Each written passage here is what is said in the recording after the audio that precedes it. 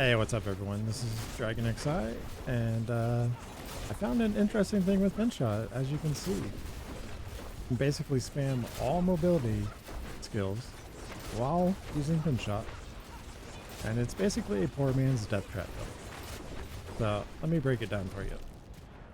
So we're using the Sightless set. This set gives a ton of damage, but basically is why we're using it. When you go into stealth, it reduces your ultimate skills by 6 seconds. This is really important.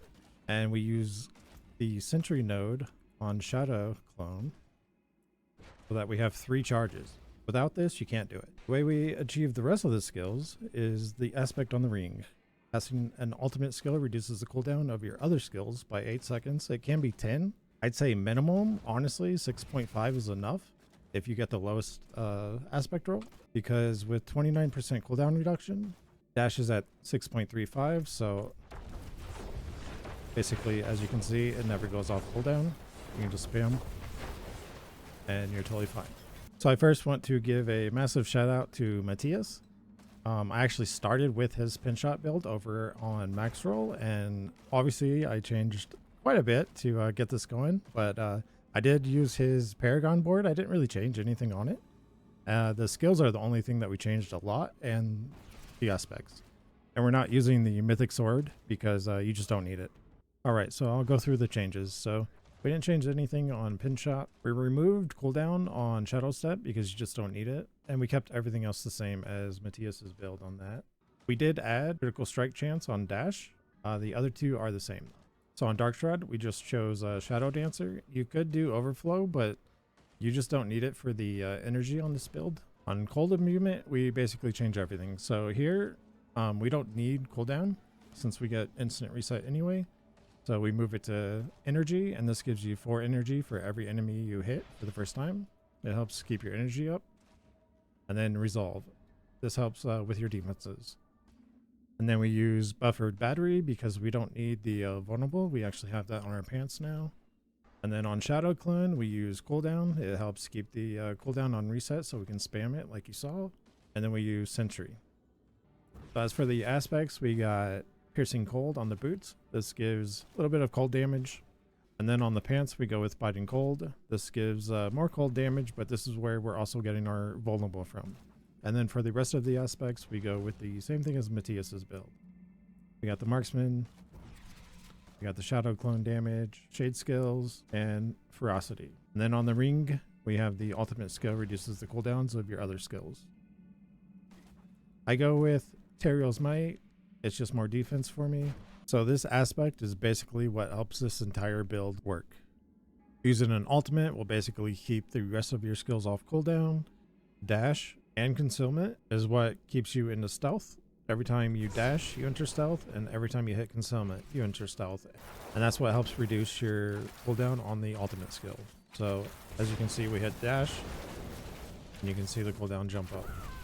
Now as for cooldown, I rolled a cooldown temper on the ring, and then I rolled cooldown on the ring. You would not have to do as many rolls if you get GA cooldown on something, but this is the current setup I'm running. And then the other cooldown is on the gloves, 7.5. And then I have a seal that also gives 10% cooldown reduction. And that's what gets me at 29.4%. I don't know what the minimum cooldown you need. I just know when I remove one of these rolls, it doesn't feel as smooth to play. So the requirement is somewhere around 29%. And then we run Inner Sight. So yeah, that's the build. All right, so let's jump into some gameplay. So as you can see, I'm just going to hold everything down just to show you how fast you can move around.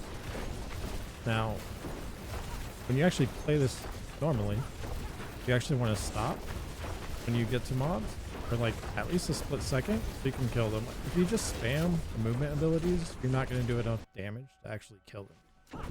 But I'm just showing you how fast it can actually go. And it does melt elites very quickly as well. Really nice. One downside to this build is it is very weak on bosses. So you're not going to be like melting lair bosses or anything like that with this. That's where Death Trap is definitely still the king. But if you don't have the stuff for Death Trap, you have everything for this. I mean, why not? It's a lot of fun. Very intense. Very fast. can go as fast as you want it. Like I said, you can just hold down. But usually when I see something important, or at least like a decent group of mobs, I try to kill them. As you can see, that elite basically died instantly. Insanely fast. And on controller, I'm simply just holding these buttons down. You don't even have to spam it. On mouse and key, I don't know. I don't play mouse and key. That's up to you guys. Oh my god. You're seeing live how Shadow Step control you. Okay. Brings back terrible gauntlet memories. Anyway. And there you go. Hit 100 super fast. Like I said, it goes as fast as you want it. If you're doing like a nightmare dungeon and you just need to jump straight to the objectives, it's incredibly good for that. Alright, well that's it for the video. Thanks for watching, and if you enjoyed it, please give a like and subscribe. It helps me out a lot.